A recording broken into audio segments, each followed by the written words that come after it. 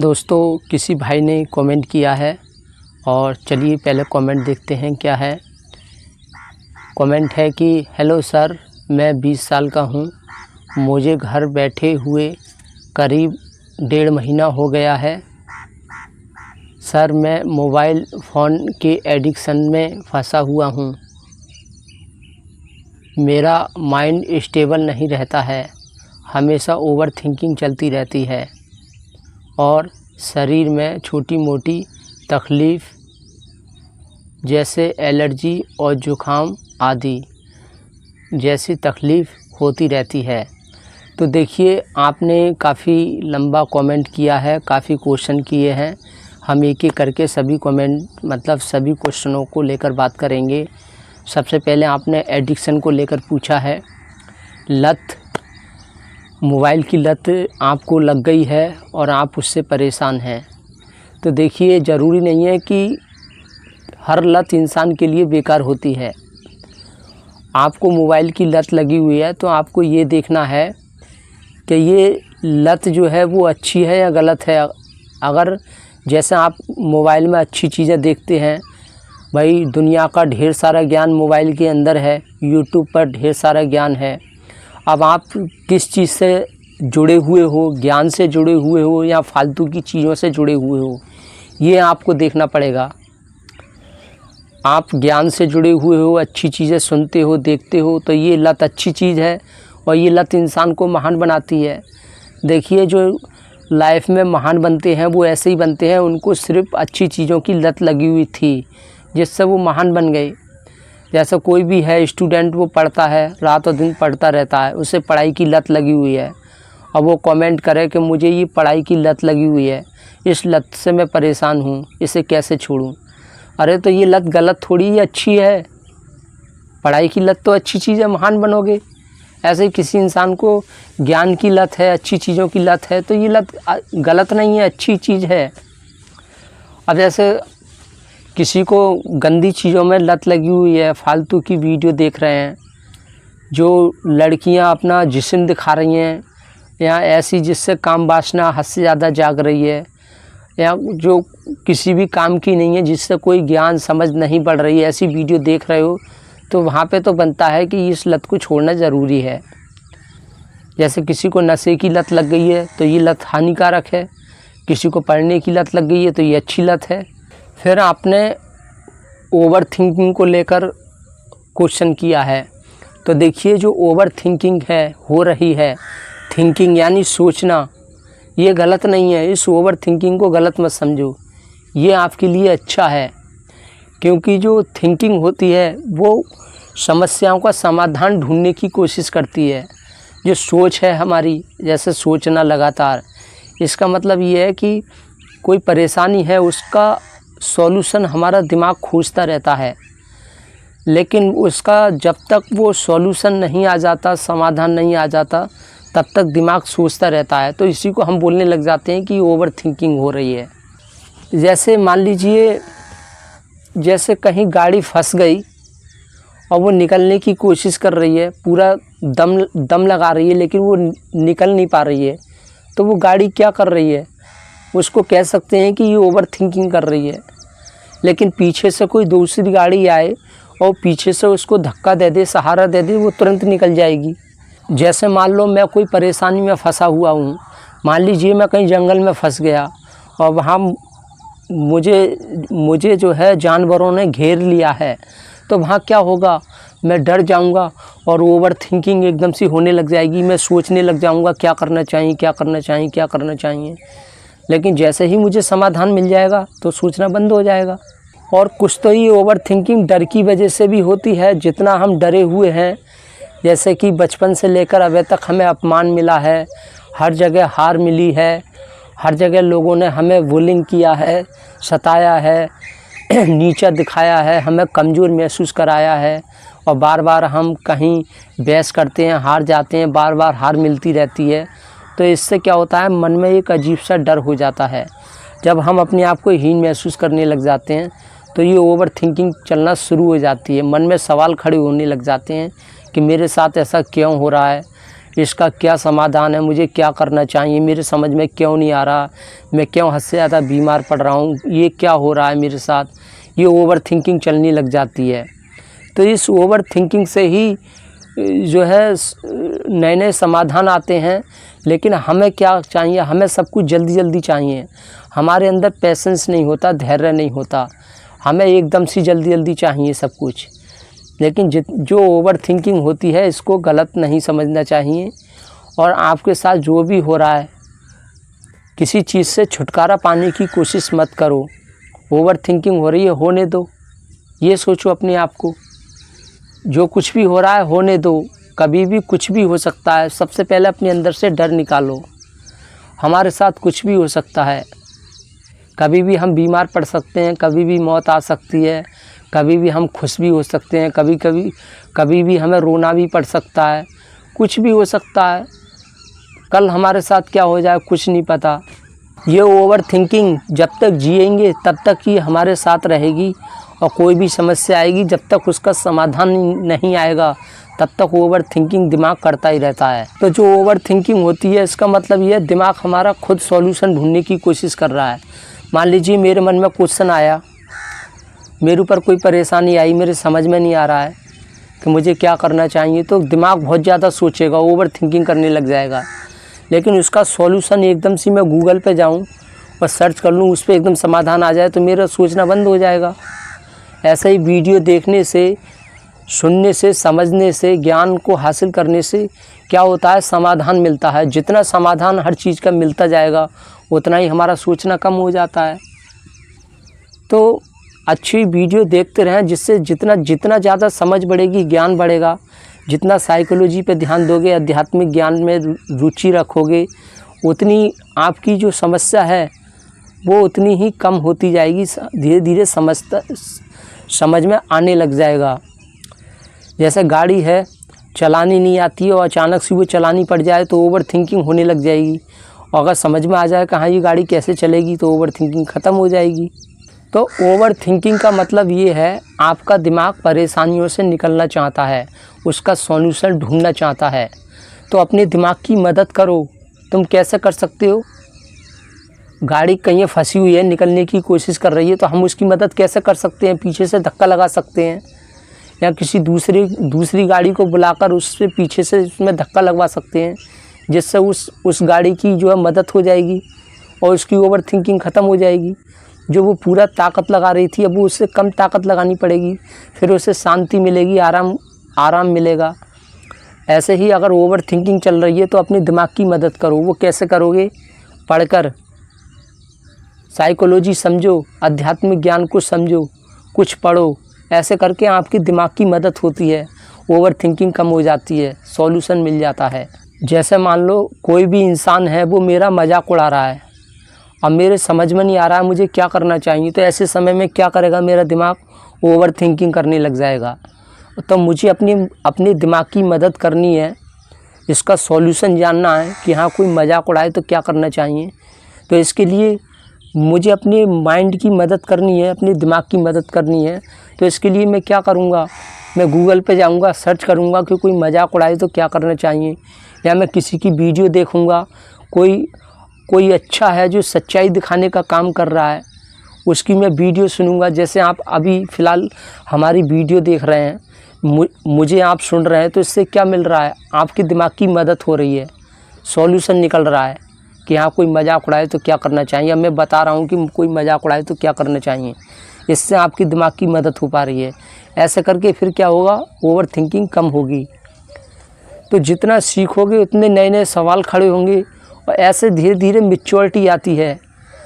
तो ये सभी के साथ होता है, पहले मेरे साथ भी ऐसा होता था, ओवर थिंकिंग ज़्यादा होती थी, और मैं क्वेश्चनों का सवाल, जो दिमाग में क्वेश्चन उठते थे उनका आंसर जानने के लिए मैं बहुत बेचैन हो जाता था।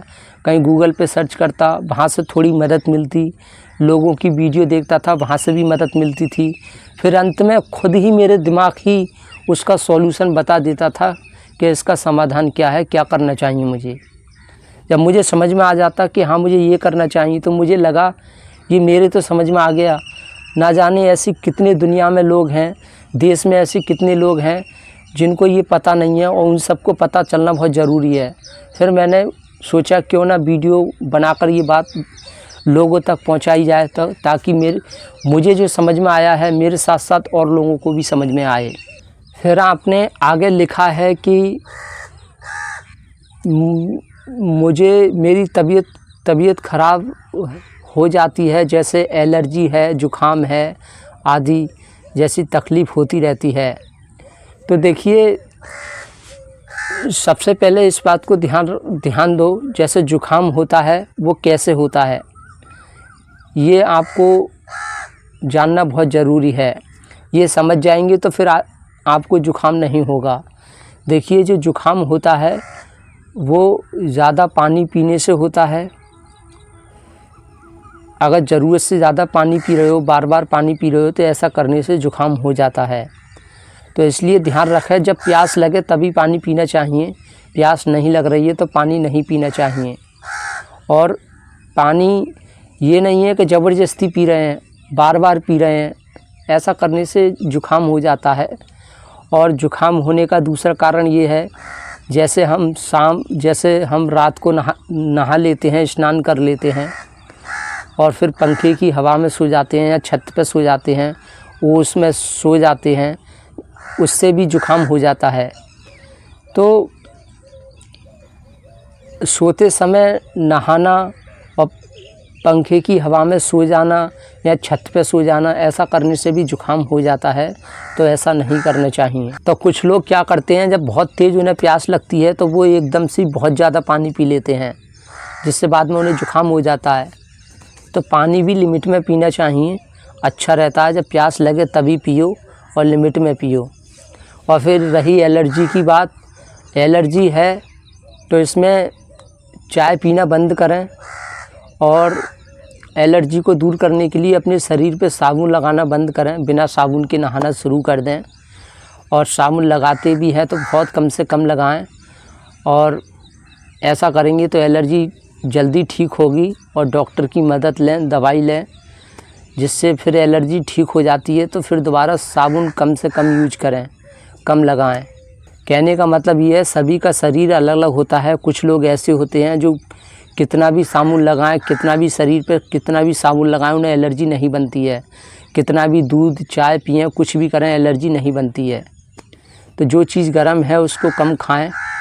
जब एलर्जी सही हो जाए तो फिर ध्यान रखें, दोबारा इन चीज़ों का ज़्यादा इस्तेमाल ना करें।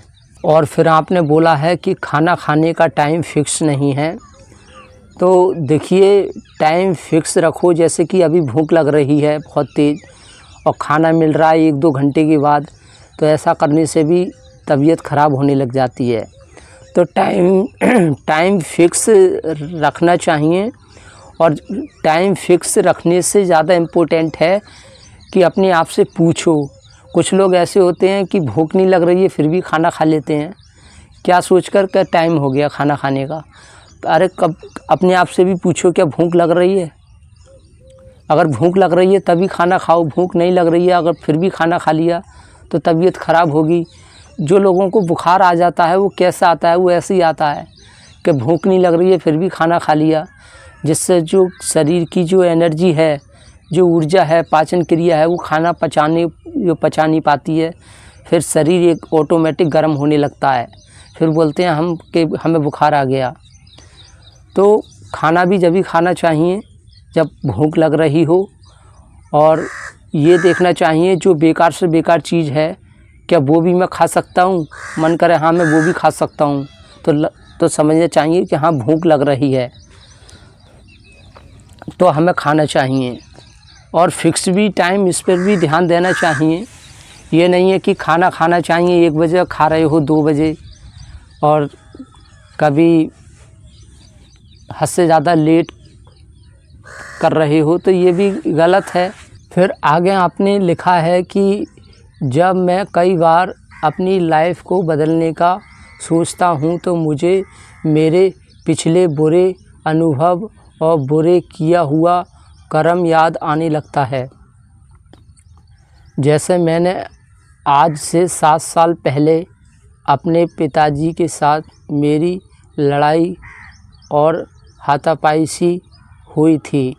और मैंने गुस्से में अपने घर के कांच और शीशे जैसी चीज़ें तोड़ दी थी। हाथापाई का कारण एक मोबाइल फ़ोन था। मैंने पिछले 7 साल में हस्तमैथुन भी बहुत किया था। पता नहीं क्या लिखा है, हस्तमैथुन क्या है, जो भी है। देखिए, पास्ट में जो कुछ भी हुआ उसको याद नहीं रखना चाहिए। अभी फ़िलहाल वर्तमान में देखना चाहिए हम अच्छा कर रहे हैं या गलत कर रहे हैं। ये ज़रूरी नहीं है कि जो लोग लाइफ में कुछ अच्छा करते हैं, जो महान बनते हैं, वो बचपन से ही अच्छा ही करते हैं।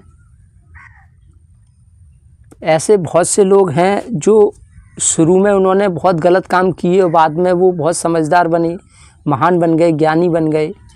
तो आपको इस तरह से तो नहीं सोचना चाहिए। और ये बुरे अनुभव, बुरे कर्म याद आ रहे हैं, कोई दिक्कत नहीं, आने दो, पर अपना काम करते रहो। जो भी होता है अच्छे के लिए होता है। भगवान ने जो कुछ किया, कुछ अच्छे के लिए ही किया, अनुभव देने के लिए किया। तो जो भी हुआ अच्छा हुआ, जो भी हो रहा है अच्छा हो रहा है, जो भी होगा अच्छा होगा, ये अपने मन में मान के चलो। और बस जो अच्छा लगे वो करते चलो, जो अच्छा है वो पढ़ते चलो। और धीरे धीरे जैसी जैसी समझ बढ़ेगी वैसे वैसे सब कुछ ठीक होने लग जाएगा। ये अपने मन में मान के चलो कि आपके हाथ में कुछ भी नहीं है। किसी को सुधारने की कोशिश मत करो। जो जैसा कर रहा है करने दो। परिस्थिति ख़राब है, उसे ठीक करने की कोशिश मत करो। अपने आप को पहले ठीक करो। अपना आपा ठीक हो जाता है तो पूरी दुनिया ठीक हो जाती है, सब कुछ सही नज़र आने लगता है। अगर अपना आपा ठीक नहीं है, अपने अंदर अज्ञानता है, नासमझ है, तो हमें सब कुछ बुरा लगता है। ऐसा लगता है ये ऐसा क्यों कर रहा है, ये वहाँ क्यों जा रहा है, ये मेरी बात क्यों नहीं मान रहा है, ये इंसान इतना बुरा क्यों है, मेरे घर में इतना लड़ाई झगड़ा क्यों हो रहा है। इस चीज़ की टेंशन में इंसान अपने आप को ही बर्बाद करता है। भाई ये ज़िंदगी है ही ऐसी, दुनिया है ही ऐसी, ये ही कुदरत का नियम है।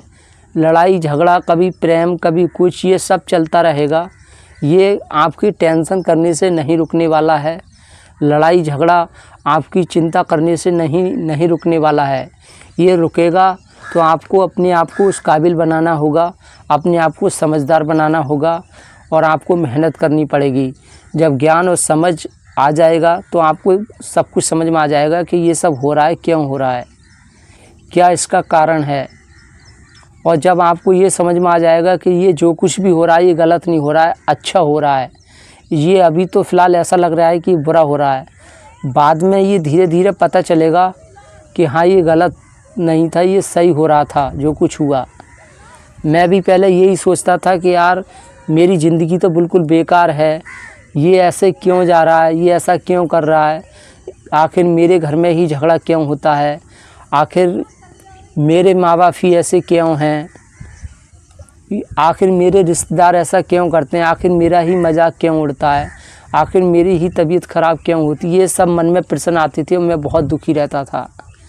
लेकिन अब मेरे समझ में आता है कि जो कुछ हुआ अच्छा ही हुआ और जो कुछ भी हो रहा था वो क्यों हो रहा था, अंदर से मजबूत बनाने के लिए हो रहा था। परेशानी आ रही थी, मुझे मजबूत बनाने के लिए आ रही थी। और आज मैं इतना अंदर से मजबूत हो चुका हूँ, हो रहा हूँ कि कुछ भी हो जाए मुझे फ़र्क नहीं पड़ता। लाइफ अच्छी हो जाए फ़र्क नहीं पड़ता, लाइफ बर्बाद हो जाए फ़र्क नहीं पड़ता, आज मौत आ जाए फ़र्क नहीं पड़ता। लाइफ में कुछ अच्छा हो जाए अच्छी बात है, बुरा हो जाए तब भी अच्छी बात है, मुझे कोई फ़र्क ही नहीं पड़ता। मुझे पता है यहाँ कोई अमर नहीं है, एक ना एक दिन जाना सभी को है और इतनी टेंशन पालने से कोई फ़ायदा नहीं है। हाथ पैर दिए हैं, जब तक मेहनत नहीं करेंगे तब तक कुछ नहीं होने वाला है और ना ही मुंह में रोटी आने वाली है जब तक हम मेहनत नहीं करेंगे। तो मेहनत के ऊपर सब कहानी है। अगर मेहनत नहीं करेंगे तो तमाम टेंशन चिंता आने लग जाएगी और जो हमें रोटी दे रहा है वो भी परेशान करेगा। इससे अच्छा अपने पैरों पे खड़े हो जाओ, मेहनत मजदूरी करो, कुछ भी करो, अपना खर्चा खुद उठाओ। बस ये मैं जानता हूँ। और जहाँ लगे ज़्यादा ही लोग बेकार हैं, उन लोगों से दूरी बनाओ, उन्हें भाव मत दो, इज्जत मत दो, सम्मान मत दो। जो जैसे कर रहा है करने दो उसे, बस अपने आप को देखो। तो जितना फालतू चीज़ों में ध्यान देंगे, देखिए दुनिया में अच्छी चीज़ भी हो रही हैं, बुरा भी हो रहा है, अच्छा भी हो रहा है। तो बुरे की तरफ ध्यान क्यों देना है, अच्छे की तरफ ध्यान दो। बुरे की तरफ ध्यान जा रहा है तो ये सोचो ये ज़िंदगी है ही ऐसी, ये ऐसी होता रहेगा। और मैं रोकूंगा तो जो रुकेगा ही नहीं, तो रोकने से भी क्या फ़ायदा है। जिसको जो करना है वो तो करेगा ही। जो इंसान मानने वाला होगा वो प्यार से मान जाएगा, और ना मानने वाला तो लड़ाई झगड़ा करेंगे तब भी नहीं मानेगा। तो क्यों लड़ाई झगड़ा करना है। एक न एक दिन इसे वक्त सुधार देगा। ऐसे कितने लोग हैं जो किसी से नहीं सुधरे और वक्त ने उन्हें सुधारा है। तो जो नहीं सुधर रहे हैं उन्हें वक्त के ऊपर छोड़ दो। और आप हमारी सभी वीडियो नहीं देखते हैं, इस वजह से आप इस तरह की बातें कर रहे हैं। इस सभी के ऊपर मैंने पहले से ही बोल रखा है और काफ़ी अच्छे से बताया है कि ये बुरे कर्म क्या होता है, कैसे क्या होता है, सब कुछ मैंने बता रखा है। जैसे आप बोल रहे हैं कि मैंने काफ़ी कुछ गलत किया है, भगवान मुझे माफ़ करेगा या नहीं करेगा, ये सब के बारे में बता रखा है। और ये भी बता रखा है जन्म एक बार मिला है, बार बार नहीं मिलता है। और हम कोई आत्मा नहीं हैं, हम कोई दुनिया से अलग नहीं हैं, हम एक प्रकृति हैं। इस मिट्टी से हमारा शरीर बना है, मिट्टी में मिल जाएगा। और जैसे मिट्टी का जन्म नहीं होता, मिट्टी का कोई पुतला बना दिया जाए तो क्या वो उसका जो है जन्म हो गया? जन्म नहीं हुआ है, वो मिट्टी ही है। हम भी एक मिट्टी हैं। आपने कसमों के बारे में बोला है, मैंने काफ़ी झूठी कस्में खाई हैं। तो देखिए आपसे ज़्यादा तो मैंने खाई हैं झूठी कस्में बहुत। जब मैं नासमझ था, नहीं जानता था, मैंने बहुत कस्में खाई। बचपन में मैं छोटा था, चोरी करता था, किसी के पैसे चुरा लिए थे। तो बाद में मुझसे पूछा गया कि क्या जो है तूने पैसे चुराए? मैं मना कर रहा था नहीं चुराए हैं।